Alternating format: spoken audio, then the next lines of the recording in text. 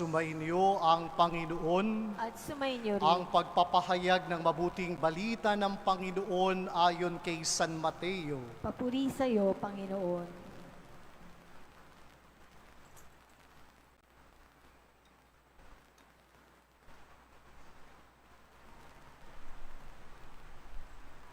Noong panahong yun, matapos pakainin ng mga tao, agad na pinasakay ni Jesus sa bangka ang kanyang mga alagad at pinauna sa kabilang ibayo.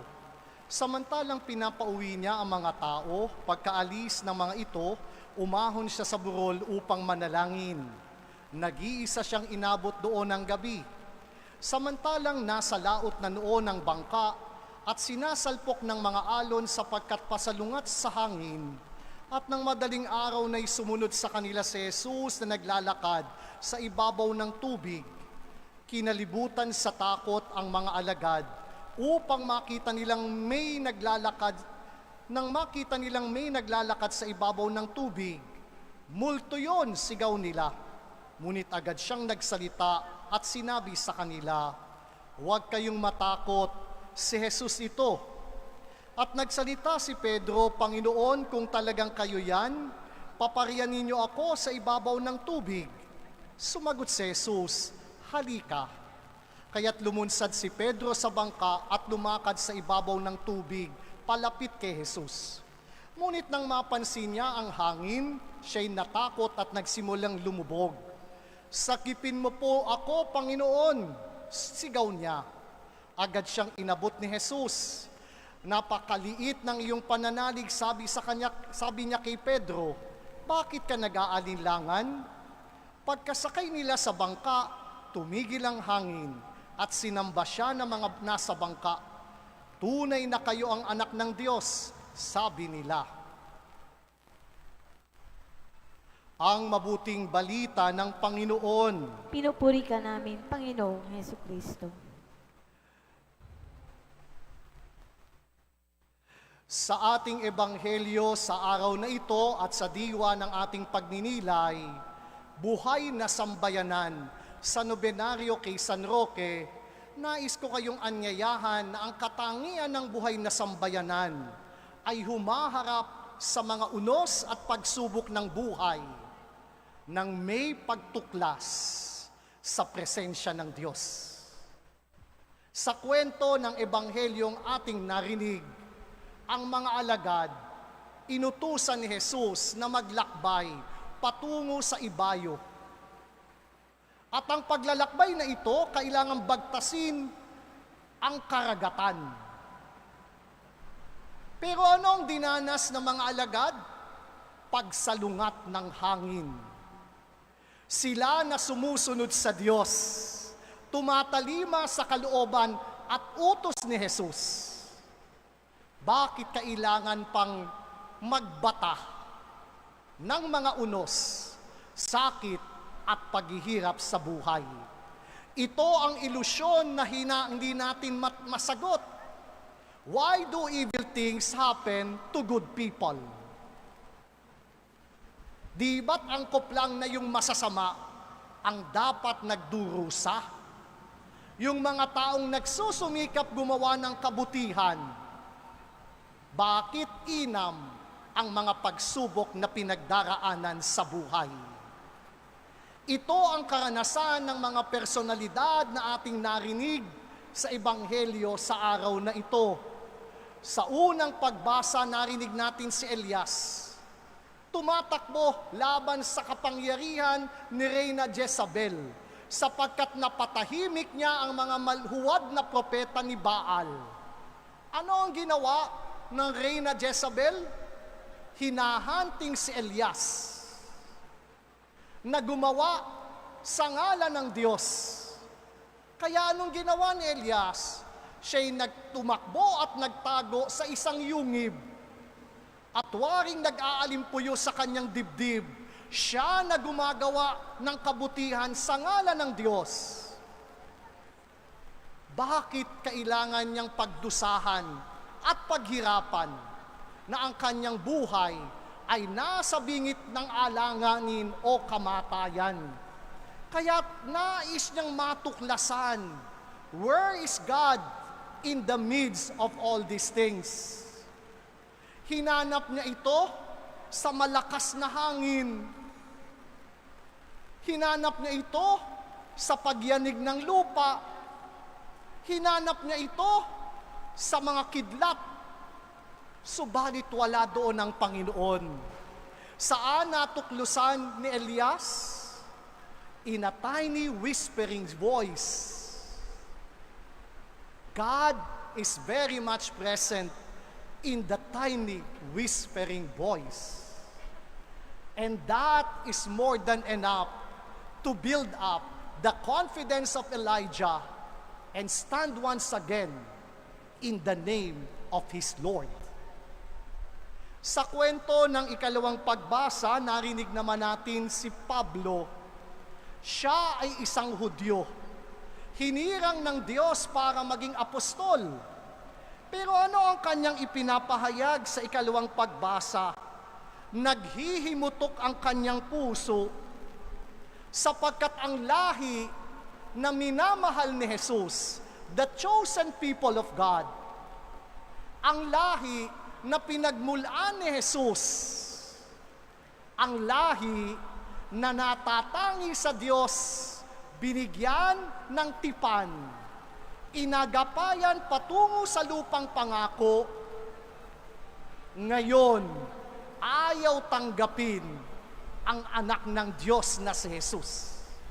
Hinahangad pa ni Pablong siya'y mamatay sapagkat ang kanyang mga kababayan ay hindi tinatanggap si Jesus na pangako ng Diyos na kaligtasan sa sangkatauhan.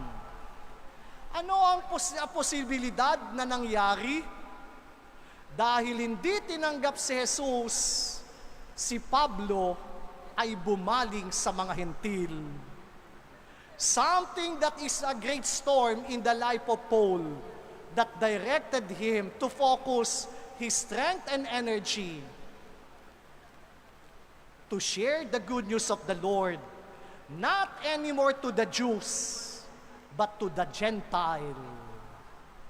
Something that is negative, but becomes an opportunity para maipahayag si Jesus at ang kanyang mabuting balita sa mga pagano at hentil tulad natin na hindi naman kalahi ni Jesus bilang isang Hudyo. Ang malaking unos sa buhay ni Pablo ay naging pagkakataon para ipakilala si Jesus sa mga hentil at mga pagano. Sa kwento ng ating ebanghelyo, narinig natin ang mga alagad habang sinasalpok ng hangin, sinundan ni Jesus. Pero sa halip na makilala si Jesus, ano ang akala nila? Siya ay isang multo. Punong-puno sila ng takot. At ano ang sinabi ni Jesus? Huwag kayong matakot. Ako ito, si Jesus. Bago pakalmahin ni Jesus ang malakas na unos, pinakalma muna niya ang kanilang puso.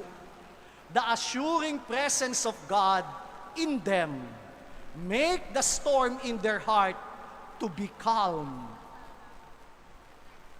At yun ang katangian ng buhay na sambayanan. Humaharap sa unos na hindi nagpapanik. Sa halip, kalmadong hinaharap ito sapagkat alam naman natin na kapag tayo ay lumapit at naglingkod sa Diyos, ang demonyo, doble aksyong hahadlang at kikilos. The more we want to serve God and be close to Him, the devil is acting double time to block our way. He will create a lot of fears in us. He will create a lot of doubt within our own selves. We will be overwhelmed by the storms and challenges and difficulties in life. That is how the devil works to anyone who wanted to serve and follow Jesus. That's why the challenge, always seek the face of God in the midst of storm. Sapagkat hindi naman ipinangako ni Jesus na ang mga naglilingkod at sumusunod sa Kanya ay wala ng unos na pagdadaanan sa buhay.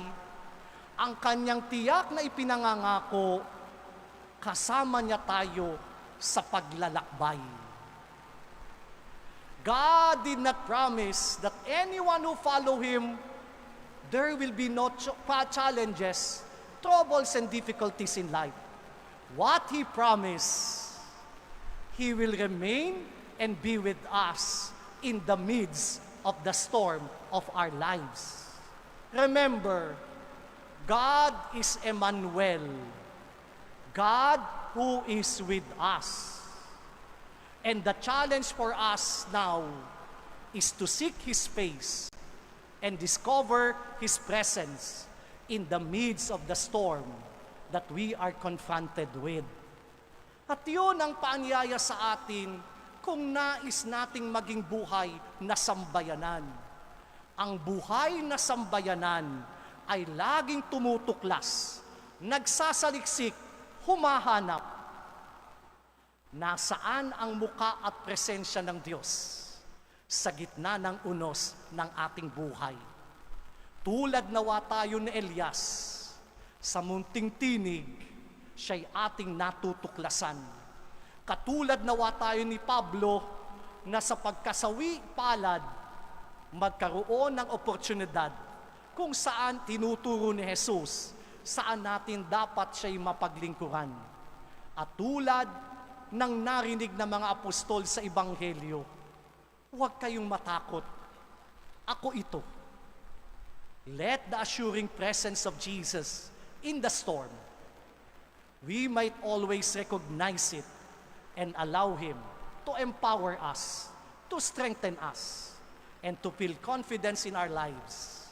We are not all alone after all. We have our God in our lives. Kapag ganoon ang ating pananaw at disposisyon, tunay na ang ating sambayanan ay magiging buhay na buhay. Maupo tayo sumandali para sa ilang mga pagbabatid at pabatiran ng lahat. Ilang araw na lang po fiesta na ng Senyor San Roque. Ang ating pagtatapos ng nobena ay sa 13 ng Agosto. At sa 14 ng Agosto, araw ng Biyernes, ay gagawin ang ating motorcade. Sa ganap na 1 ng hapon, may healing mass po na magaganap sa ganap na 5 ng hapon, sa halip na 6 ng gabi. We invited Father Bustamante, OFM Capuchin, to facilitate the healing mass.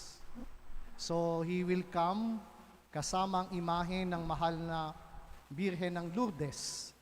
At sa August 15, Dispiras, sa ganap na 2 ng hapon ay gagawin ng karakol. At sa kapistahan, ang misa ng obispo'y magaganap sa 6 ng gabi.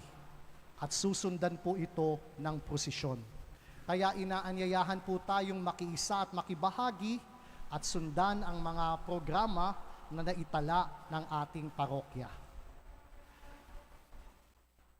Kanina po ay natapos ang paglalagay ng grout sa ating Machuca tiles. Nang tinext ko po si Architect Luis Machuca, sabi ko magkano ang aming obligation. Ang sabi niya, free na yan, Father. But please pray sa aking ninong at sa lolo ng aking asawa, si Ernesto at Bienvenido, mga may sakit na mga mahal nila sa buhay.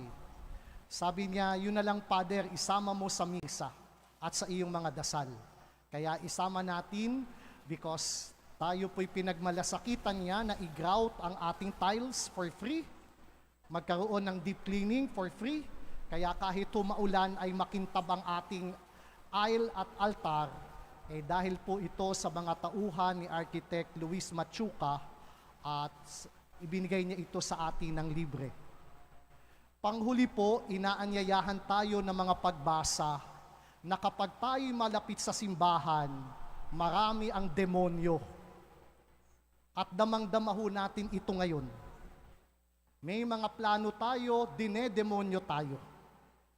Ngayon, sa mga planong dinedemonyo tayo ng mga paligid na natin, saan tayo ang panghahawakan natin, nasaan pa rin ang Diyos. At huwag tayong patutukso sa kademonyo. Sa halip, tuklasin natin ang larawan at presensya ng Diyos sa gitna ng mga masasama na taong pumapaligid sa atin. Naway ganun ang ating disposisyon to always seek the face of God in the midst of the storm. Tumayo po tayong lahat. Sumainyo ang Panginoon, yumuko kayo habang iginagawad ang pagbabasbas. Ama naming mapagpala, ipadama mong ikaw ang kapiling ng bumubuo ng iyong bayan. Ipagkaloob mo sa amin araw-araw ang aming mga kailangan upang kami sumapit sa buhay na para sa amin iyong inilalaan. Sa pamagitan ni Jesucristo, kasama ng Espiritu Santo, magpasawalang hanggan. At ang pagpapala ng makapangyarihang Diyos Ama, Anak at Espiritu Santo'y manaog nawa at mamalagi sa inyo, magpasawalang hanggan. Naihandog na natin ang hapag ng Eucharistia, humayo kayo't ang Diyos at kapwa'y mahalin at paglingkuran.